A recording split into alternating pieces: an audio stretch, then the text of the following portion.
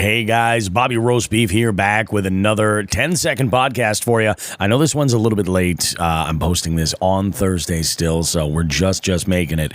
Got a lot of stuff to talk about today, guys. We're going to talk about Drinko. We're also going to talk about some changes that have been happening with Trivia within the last week regarding a brand new router. We're going to talk all about that coming up in coming up in 10 seconds, actually. 10. 5.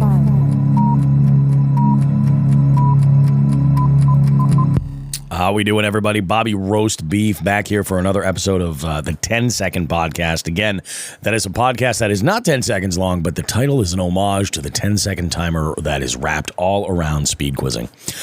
We've got ourselves one hell of a show for you this week, guys. Lots of stuff to be talking about, lots of stuff that you're going to want to know about, and I've gone and taken some notes, and we're going to go over a handful of things. Well, first and foremost, before we get started with any of this, though, I want to mention, if you're listening to this show right now, if you could do us a solid favor and give us a rating on Apple Podcasts, specifically Apple Podcasts, because we're trying to push this through the algorithm. So if you're an Apple iPhone user like I am, but you happen to like listening to your podcast on Spotify versus Apple Podcasts, just open up that podcast app and give a rating and review if you could. I would appreciate that. That is absolutely huge. Also want to mention that I do have some Bobby Roast Beef merchandise available. Should you decide you want to start, wearing a Bobby Roast Beef hat or a hoodie or a t-shirt, something like that, we've got that stuff available at bobbyroastbeef.com. Check the store there. It is a store that abuts with my other podcast, my fishing podcast as well. So if you're into the outdoors and you want to represent some jigs and big stuff, you can do that too, all right in the same store. Let's go ahead and get to it, guys. No guests this week, so we're going to be talking about a couple of different topics. One of those is a big sort of change, and actually we're going to start with that one right there. And that's the new router that I've been using this last week. So let's go ahead and talk about why I upgraded this router and what the issues were, the red flags that I kind of saw coming and thought that this was a good idea. So over the last, I would say probably the last 2 to 2.5 months, we have had some issues with one of our establishments, actually one of them earlier on, and then another one that I knew was going to happen because there's always issues there. So the first issue was with Craft 32, a.k.a. the East Village Tavern in East Longmeadow. Now, I had changed, that room is not what I would consider a massive room. In fact, for months, the black router that I had been using in there was awesome. Speed Quizzing has two models of router. They have what they call the yellow pocket hub and then the black pocket hub. The black model is slightly faster processing, so it does better with larger crowds. I had been using that router for years, and it's been great. It was nice because it was super easy for folks to get connected and get ready. Well, we've noticed, this is really come very apparent post-COVID when you had a lot of places that were opening back up and maybe updating things. So you have new point of sale systems that are in place where maybe instead of having an actual a register set up where a server or a bartender would have to go and enter the information there, now some of these service industry employees, they have almost like a small kiosk they have right in their hand. It's like a handheld POS device where they're able to enter in orders. They're able to process payments, things like that. Well, all of these things, they run on Wi-Fi. Something as simple as a replacement printer in in the office of a restaurant or a bar. That could cause some Wi-Fi interference depending on the model, depending on how it's set up. So we had a handful of instances coming into the early spring where I noticed that there were some teams that were all of a sudden just having more issues. So I was using the tools at my disposal to kind of figure that out. Nothing had changed as far as Wi-Fi networks that were at least visible to be seen. So I thought maybe there was some other type of environmental, or some type of equipment that had been set up that had something in that band for Wi-Fi that was causing a little bit of issue. Now, I still haven't been able to diagnose that or anything, but this happened to occur in a time where the demand to connect larger numbers of players, larger numbers of devices, and also be able to cover larger areas had kind of come into the spotlight in the speed quizzing host community. So the geniuses over at Speed Quizzing in the UK had been working diligently on trying to find a router that was a little bit more flexible. So they kind of went back old school, the way that they used to do things. Instead of putting together their own product that was, had firmware installed on it, that was produced for this one purpose, they went out and they hot rodded some stuff, and they found a model of router that works fantastic for this. In fact, there's in the big picture, there's the ability to use this in what they call a mesh network. And a mesh network, to kind of like put it into a description for some of you folks, a mesh network is basically like if you were to go to a college campus where you have various buildings, but there is one, connection for you to make to connect your device to Wi-Fi, and you're changing from building to building to building. You're walking out of that range of that initial router, but connecting to another one. Your phone is automatically connecting to the best connection that it's got. Basically making the decision which connection is the best one, and you're never noticing it because it's the same exact name. Well, this system has the ability to do that. Now, with that said, it is expensive as hell to be able to put this together, especially for something like speed quizzing where it's mobile, where I have to set up in one area and then move somewhere else. Well, I got my hands on one of these routers, and so far in the last, I started using it last Wednesday, so it's one. I did 2 games on Thursday, so that's 3. We did Friday's game. I didn't do anything at the wedding on Saturday, so then Monday, and then Tuesday, Wednesday. So that's 7 full games that I've used this on. And so far, we have only had one instance where a device had dropped out. But this was an extreme case at the outdoor venue, The Deck, which happens to be the other venue that I was, I knew that we were going to run into issues with, because being outdoors with such a large, sprawling area. Now, The Deck, when we're outside, that room is huge. And it just, it is very easy for that router to get overwhelmed. And the larger the crowds are, the more of a challenge it can be. So with this new router system, it is able to handle a higher limit to what it will consider the total number of connections that it can operate optimally in. And it's significant. It's around 100 devices, which is fantastic. That's great. But the other thing about this router that's so cool is, again, I can, get my hands on a second one and then kind of put it in a direction where it will extend in a certain area. So in the situation of The Deck, for players who have played there before, if you're under the tent, odds are you're going to be connected to the one that's closest to you. But if you're not under the tent, then maybe I can set one up in the on the corner of the deck itself. So if you're over by the bar, now you can play. Now, with that said, just because you've got better connectivity and everything, there's still the hurdle of the audio. Like, you got to be close enough to play the game and hear the questions. So you will still be compromised with that over there, and there's only so much power where I can connect another speaker over there. So that's kind of what we're dealing with, but we're sort of trying to work things out and figure out the right way to do it. I do think that this is going to be a huge step in the right direction for a lot of corporate events and private things like that. So that I'm really, really looking forward to. I think that should be great. But so it's been working, and I'm really kind of impressed with it. Now, there was one additional step to get connected, and I want to give you guys a quick round of applause, because this one extra step works like this. So when you come to play trivia at my events, you download the speed quizzing app from your app store or Google Play. You have it installed on your phone. Then the next step is you go to your Wi-Fi settings and you connect to the Wi-Fi network that's named Quiz. Nothing's changed as far as that goes. However, when you go back to open the app, there is something that you'll notice. It will show up with the split logo screen with the Speed Quizzing Live and the Speed Quizzing Pro, the yellow and the blue. It'll switch over to the blue once you're connected to the Quiz network automatically, which is where you want to be. And then instead of just putting in your team name, it'll switch over to another screen and ask you for a 6-digit PIN code. And this has proved to be a little bit confusing for some folks. They're a little, they question, like, oh, what's this all about? What's this all about?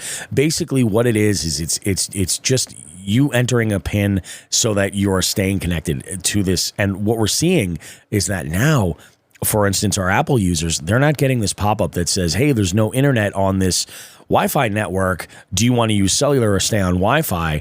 It seems like that's kind of gone away, and it will just stick with it and kind of maintain that connection. I don't know what it is that's different about it necessarily, but it does seem like it's a much more stable connection for everybody. In fact, I even feel like our Android users are having less of the hoops to jump through to maintain connection, like shutting off their mobile data or putting their phone in airplane mode or anything like that. It seems like it's a little bit more stable, which is great. I like that. That's fantastic. That's what we want. We want you guys to have a good experience. So the challenge with the PIN number that I was concerned with was because of my configuration on my laptop, I don't have a dedicated Ethernet port in order to get that good, solid, professional connection that's wired, that's not dependent on Wi-Fi from my laptop staying connected to that specific connection point. Nope. I like to have it wired, so I use an adapter. Now, I've been really, really, really, really hyper-focused on making sure that everything is set up exactly the same way every single time. And so far, the PIN has not changed, and I'm pretty confident that it won't change. I won't do a game connected wirelessly. That's an absolute backup plan, but you guys have done a pretty good job with the the PIN code. I've made announcements. I've done one of those games without any type of a live screen. And the others all have had live screens, and actually, even without the live screen, there is a new set of directions that will display on the live screen slideshow. That set of directions will display the PIN. So should it, for whatever reason, ever change, if there's a live screen, you'll see it on there. It'll update there. But I do my best to make sure to mention the PIN code to as many people as possible. I mention the PIN over and over and over again, make announcements, and let folks know. We've gotten people connected. My biggest, if there was the one thing that grinds my gears about this, it's that new player that has no idea what's going on and it decides while I'm reading the instructions that they want to play. So that puts me in a unique situation, and everybody else has to wait while I explain this to somebody who just is walking in and just decides, no, I want to do this without, it's just the timing is everything. It's just, it is what it is. But we got through it all, which is important. And this week has been really, really great. So I'm excited about that. I think that this new router system is going to be a big step in the right direction, and I hope you guys are. Actually, if you're listening to the show and you have any feedback, I'd love to hear about it. I'd love to hear your feedback. So next time you see me at a game, definitely, whatever you're thinking about this new router, if you've had a good experience, awesome. If you've got questions about it or you're curious, like hey, anything, by all means, talk to me at one of my shows. One other thing I want to talk about before we take a quick break and then we start talking about the topic of Drinko is I want to talk about a big event coming up on Thursday, July the 13th, and that's over at Gateway City Arts. Now, last month, for some of you, know that I've been doing a monthly series over at Gateway City Arts. And we started out in the Divine Theater, and they've made the move to move me into the Czech restaurant that they have there called Judd's. And it's actually, I think it's a better fit in Judd's. I think the seating is a little bit better. I think that we stay out of the way of the open mic, which follows trivia on that monthly schedule. So it's kind of nice that we get to shake things up. So we are over in Judd's on the 13th, and I decided last month, I said, we're going to see if we can maybe just do a theme night, make it interesting. So what we're doing there is a full theme game of the US TV series The Office. And I'm really excited about this because I haven't ever done a full game. I'm talking rounds 1, 2, and 3 are wrapped around the TV series The Office. Rounds 1 and 3 will be sort of like Office general knowledge, like on that theme, but lined up in that way. Round number 2 is going to be all about music that was used throughout the series, and it'll be named that tune, but these will be songs that were in The Office. So if you're a strong music player, and that's going to be the whole round, we're just going to double up on the points the way that we do normally. The whole round for round 2 is going to be a music round, and it'll be a lot of fun. I think we're going to have ourselves a great time with it. There is a couple of other things that you guys should know about it. Starting last month and including the show on the 13th of July, We are sponsored now by Canna Provisions in Holyoke. Canna Provisions was in the house at the June show, and they were they had supplied some gift cards and some additional prize swag packs, if you will, for some of our players, which is really, really cool. We would love it if we could get you guys to come in and check it out. Of course, this is a fantastic event. I am offering bonus points for costumes and for fanfare. So if you have like some Office fan like T-shirts or articles of clothing, anything like that, wear that stuff. You can get I forget what the points are. I have it listed on Instagram what the deal is. You know what? Let's go ahead and actually just take a walk through there, and I'll go ahead and take a look at the post because I know all the details are all lined up, ready to go, just for you. And we'll take a look and see what we have here. So I've pinned this post. And this is what we're doing. Again, like I don't do this very often, but I have been wanting to do a full theme game, and I figured that this was actually a great time to do it, and also introduce people to the great things that are going on at Judd's and Gateway City Arts. So the theme is The Office. The details are, of course, it's Thursday, the 13th of July. It's at Judd's, that's located in Gateway City Arts in Holyoke. The time is 6 p.m. to 8 p.m. Sign in is 6 p.m. Round one will start at 6:30. We're going to be done by 8. Game details, we got 3 rounds of mixed trivia based on The Office. We're doing 10-point bonuses for each team member that's wearing the Office-themed fan gear or costumes as a character or something like that. That's a bonus that's per team member, so make sure to bring your friends. Of course, we are sponsored by Canna Provisions, and you're going to want to get in on this. It's going to be a lot of fun. Check it out. That is Thursday, the 13th of July, 6 p.m. That's the time. Come on down. We'll see you guys in Holyoke. Let's go ahead and take a quick break, guys. When we get back in, I got a couple things, highlights I want to talk about from last week, and some of that stuff specifically about Drinko. And I want to touch on what I think is probably one of the most fun rounds for music rounds I've done in quite a while. And this one is one that I've kind of been sleeping on, and it was kind of stupid. We'll be back right after this. Hey guys, Bobby Roast Beef here from Jigs and Bigs. You know, if there's one thing I can't stand spending money on, it's on something that's not versatile, something that I can't get a lot of use out of.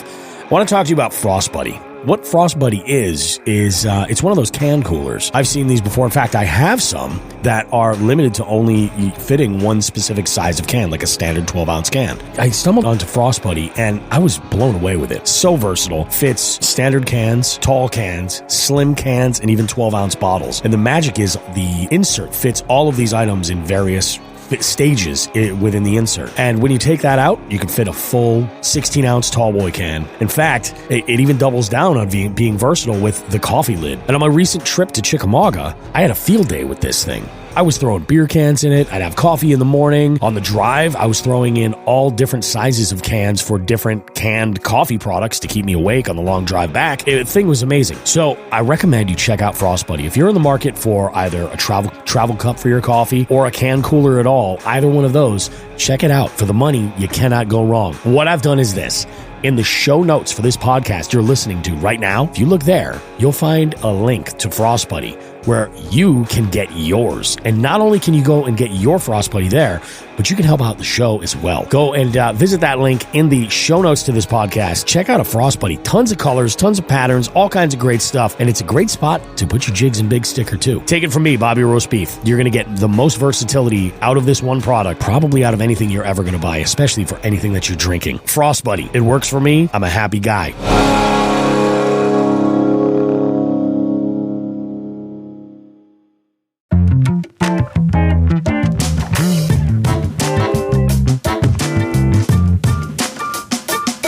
All right, guys, we're back. Bobby Roast Beef, more 10-second podcast for you guys. Before we get started with our talk about Drinko and all this other stuff that kind of goes with it that I want to talk to you guys about, I want to give you guys the bonus word for this upcoming week. We're talking about now, when I say bonus, this show comes out on a Thursday. I'm talking about this is the week of the 3rd. We're talking July 3rd, so that entire week you can utilize this bonus for. to get yourself some extra points. It's a 25-point bonus. You can stack it with a birthday bonus if you want. And the rules follow the birthday bonus. I would like to get this bonus from you before we start round 1. So that's one thing I want to throw out there. Any of those bonuses like this, I want to get into the game before the game starts. So just so we're clear, but the bonus next week is, it's Independence Day. The bonus is Independence Day. That's the bonus. Independence Day. Just tell me that code word. You're good to go. Should be on everybody's mind anyway. And that would be fantastic. So all next week, you can go ahead and use that bonus. Speaking of next week, a couple of things that you guys have to know. There is a change up to a couple of specific dates for trivia as we go into and through the week of the 4th of July. There's 2 dates that will not be having trivia. The first one is June 30th, Friday. No trivia at Casa de Lisa. I know there's only like a day's worth of notice for you guys to get this when this podcast comes out, but just as a heads up, so there's no Friday trivia on the 30th of June.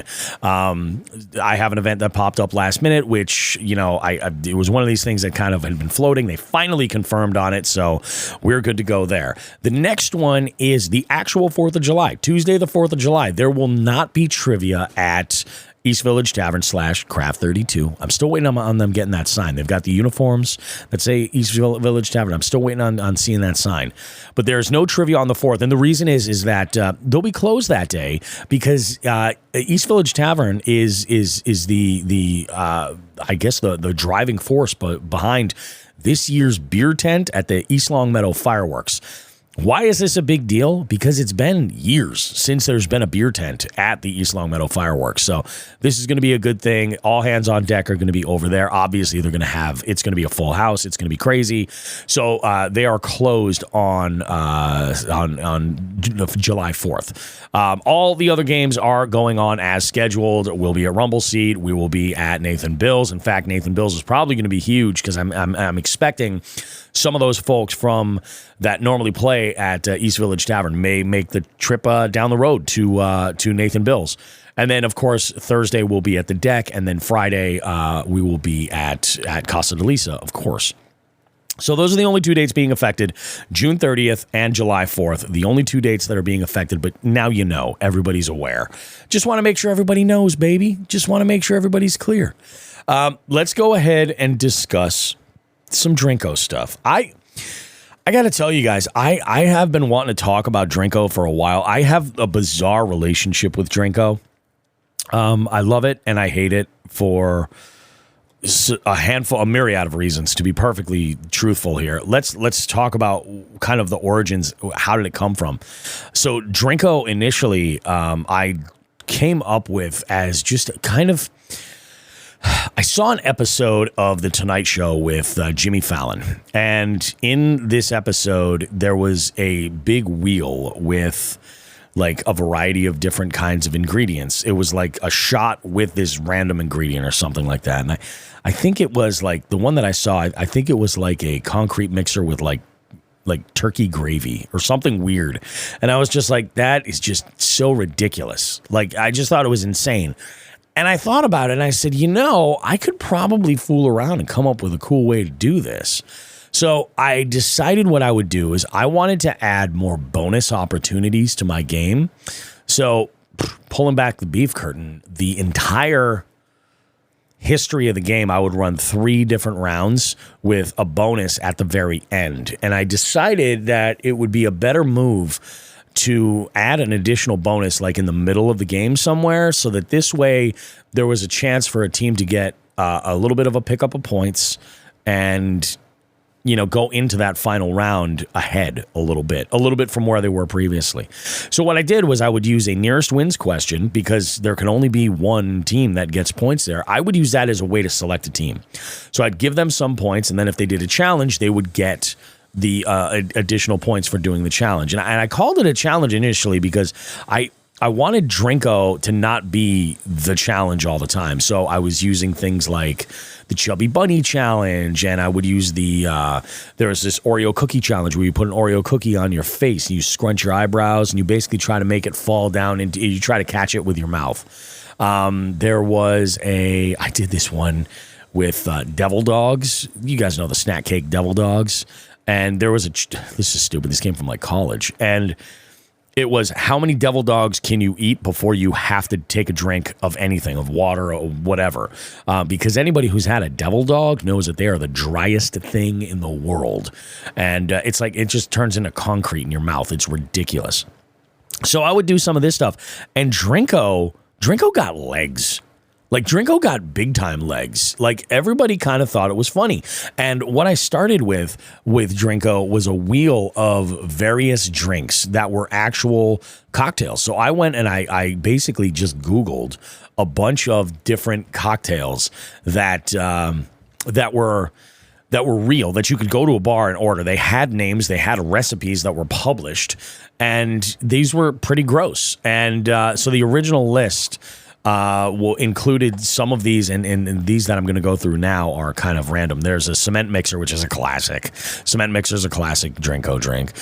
Prairie oyster, which is pretty gross, which I believe a prairie oyster is, it's an egg and hot sauce with whiskey, I believe. We've got hot Mexican hooker. That's a pretty gross one. We've got a motor oil. That wasn't an original. That's one that I had found recently. Smoker's Cough was an OG. That's a shot of Jaeger with a dollop of mayo. The good old-fashioned horse jizz. The horse jizz was the biggest drink for a long time. It's a pint-sized glass.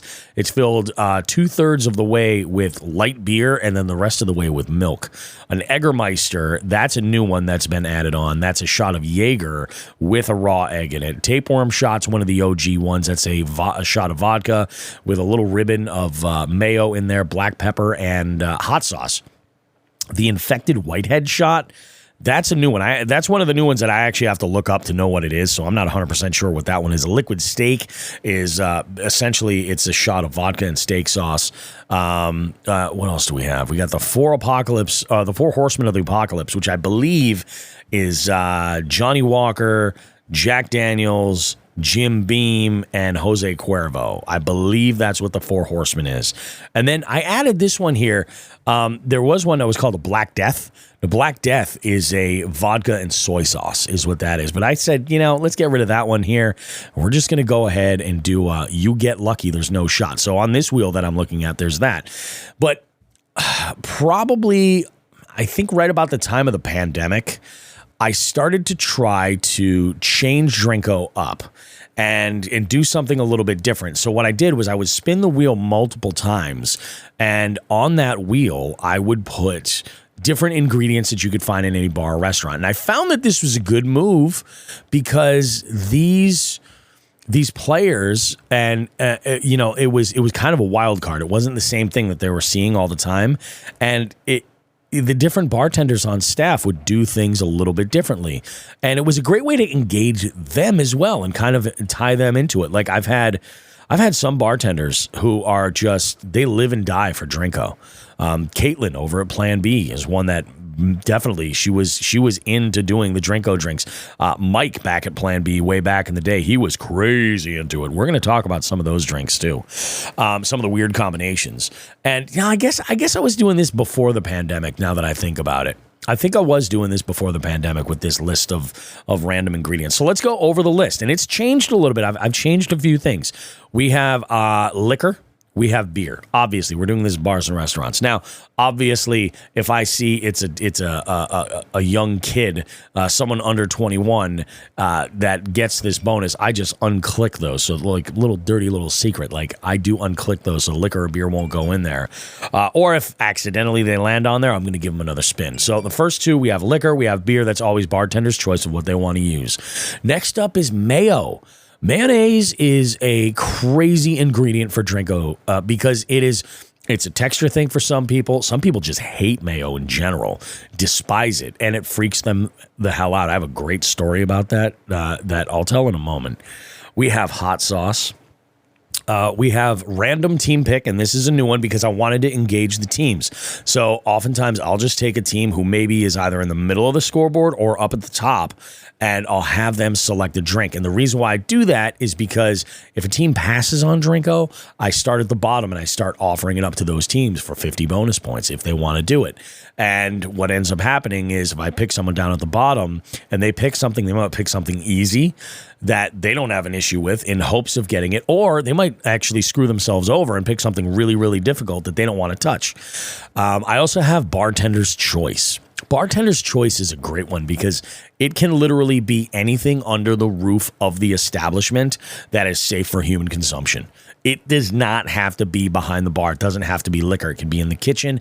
It could be anywhere on the premises as long as it's something that's safe for human consumption.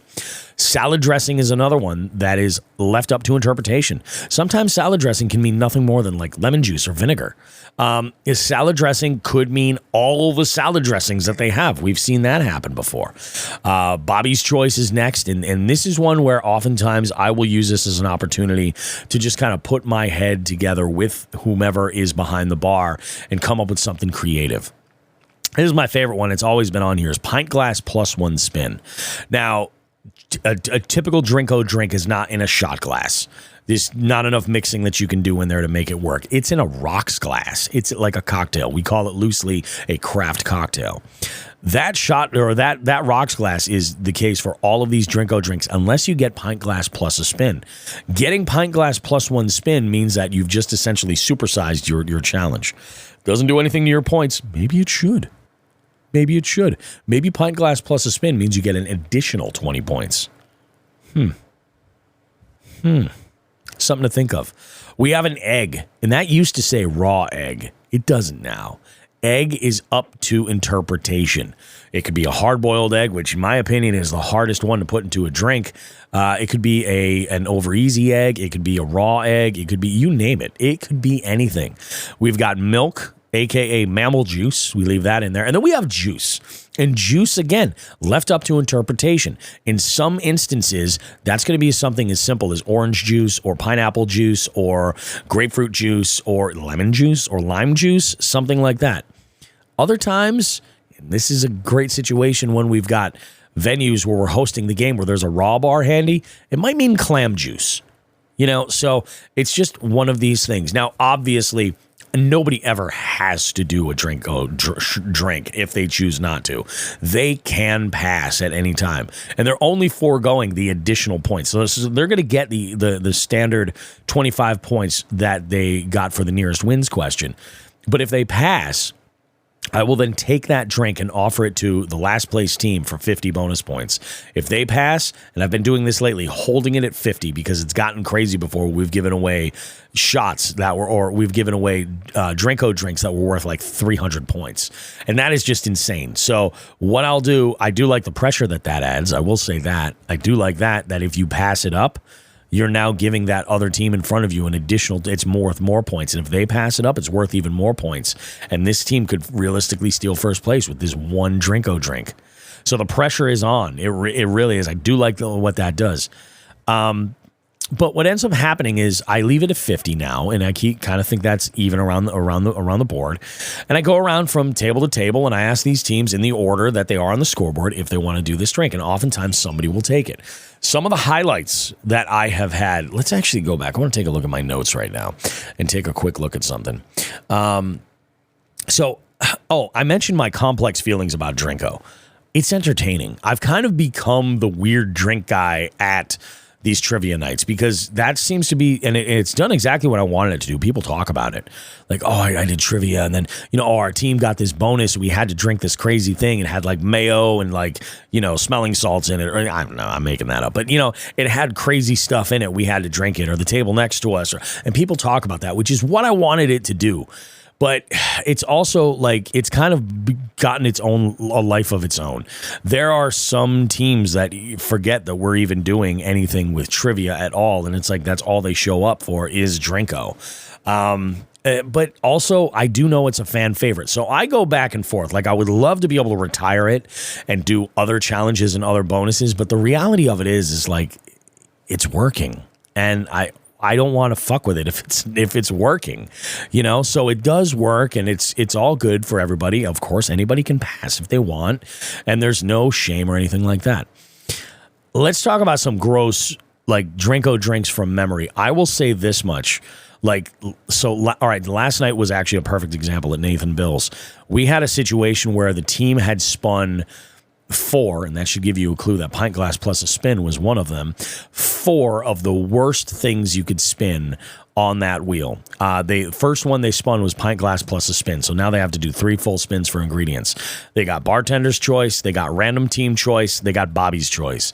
Together, we put together a drink. The random team had said mustard, yellow mustard. And don't sleep on yellow mustard. That is a great, great condiment to be used for a Drinko drink. They chose yellow mustard. I chose beer, and then after talking with Sam, the bartender, we landed on that probably the best contrast there to make it really just unsavory was to go Guinness. So we went Guinness, yellow mustard, and then she really was in the mood to muddle jalapenos, and that's exactly what she did. She took about 6 or 7 good-sized jalapeno slices, muddled them in the glass really good, and then added the beer to. And the way she did the mustard was she kind of decorated the inside of the cup like you would get like a Frappuccino at Starbucks or something ridiculous. So it was pretty entertaining. That drink went down no problem, and the team that got it was a team called Dick Buttkiss.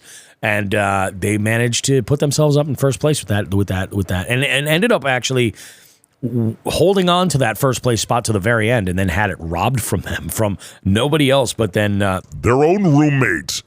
Yeah, Tito's and Fritos took the dub last night, so it was interesting, and that was one. But I'll tell you, the one Drinko drink that brings me back, and when people say, "What's the worst thing you've ever seen?" Strap in. So this was at Plan B back in like 2016, 2017. There was a team named Ham Sandwich. Jimmy Sexton, nice kid. I like Jimmy. He's a nice guy. This is way back. So it would have been 2017. This was pre-MGM. Mike was bartending. He was the original bartender that we had started doing when trivia started popping off at Plan B. Mike had taken, and we had bartender's choice that was in there. We had Bobby's choice that was in there. And I think ingredient number 1 was liquor. So Bobby's choice happened to be a can of sardines that I had brought with me for this exact reason. So we had a can of sardines, which I'll say after Mike opened the can, it cleared the bar. It smelled so bad, everybody left. He then used some type of absinthe as the liquor, and then I think just added water to fill out the glass. And he served it in a traditional glass. But this had like muddled and mashed up sardines with like skin and little fish bones and stuff. It was just nasty. It was just this brown mound of watery grossness. And I brought it over to Ham Sandwich. And this dude put it down like a goddamn champion. I can't even tell you the level of shock that had kind of overtaken me in seeing this. It was insane. That was hands down the worst Drinko drink I've ever seen. Now, I have had some recently that were pretty great that involved, milk and lemon juice, which is disgusting. But when you add a little bit of Bailey's to it, it's just terrible. I don't know why I'm this way, guys. I apologize. It is gross. It is gross, this challenge. But yeah, so that's it. I mean, I have complex feelings about Drinko. It's a love-hate thing. I feel like in some ways I feel like it's a crutch, but it's working and people like it, so I'm going to keep giving it to you. And every once in a while we might deter from it, give it a little bit of a break, but within a couple of weeks we're going to end up back to it just the way it is. And it gets everybody engaged and they seem to like it, so I'm going to keep going with it. I'm fine with it. All right, so let's move on. Last week, we had a music round that I don't even really remember what it was that kind of gave me this idea. I feel like in the past I've had teams approach me and suggest this before, but it was really just sort of like a broad thing. The round was really dark songs that are about really dark topics that sound unbelievably happy. And this round was insane. There's no other real way to talk about it. Like, all of these songs sound unbelievably happy, but they have really, really, really, really dark themes to them. And I decided to start Googling a list and figure out what I could put together. And this is ultimately what I came up with. I came up with this list, and this was just like based off of this one list. I'm going to go way deeper even with this. The first one that we had gone through was Born in the USA from Bruce Springsteen. Born in the USA is, a lot of people think about it as a very, I guess, what's the term?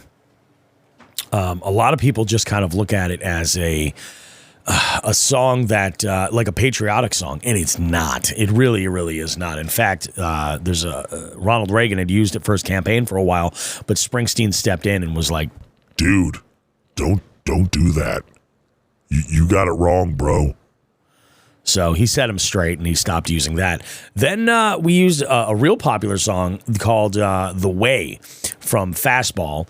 That song is very upbeat and poppy and happy sounding, but it's all about a couple who goes off on a road trip to experience life together, ultimately driving off the road to meet a very untimely end. And then we had one of my favorite songs, or not one of my favorite songs but one of my favorite bands. We had the Pixies and their song Wave of Mutilation. Again, with that driving theme, that song was inspired by a guy who drove his family off of a cliff after loading them into the car, just like, bye. So that's what that song's about. This one blew my mind. And when we got to this question, it really kind of shook the room a little bit. So this song, I was asking in this question for the song title or the television show it came from. The song is called At Least It Was Here. It's by the band The 88. And the show that used it as its theme song was the show Community on NBC. It's super poppy, but that song is about hanging yourself, is what that song's about. We had Electric Avenue up next. Very happy sounding, but it's about poverty in the Brixton riots. Every Breath You Take, of course, by the Police. That's the official anthem of every single stalker that's ever stalked, ever. That was a song that was, I think, the biggest inspiration for me to do this. Macarena. Everybody knows the Macarena from Los Del Rio. This is a song that's about a girl who not only cheats on her boyfriend, but it's while her boyfriend is away serving in the military, and she cheats on him with his two best friends. What a bitch. We've got Run for Your Life from the Beatles, which is a fantastic song. It's this contrast of really, really dark and really, really poppy, happy sounds. And the song is basically saying, like, if you cheat on me, I will find you and I will kill you.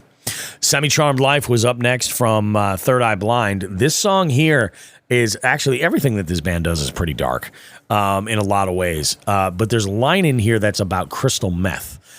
Doing crystal meth will keep you up until you break, I think is what the line is. And that was sort of a line, what keyed me into, like, the rest of the song wasn't exactly positive in a way. And then the last one is You Are My Sunshine. That is a really dark song. She leaves him in the end. It's all about, don't leave me. And she does. And it's very sad. So that was the list of songs that I used for dark songs that have very, very happy sounding vibes to them. So it was pretty interesting. We had a good one. Anyway, I think that about does it for this week's show, guys.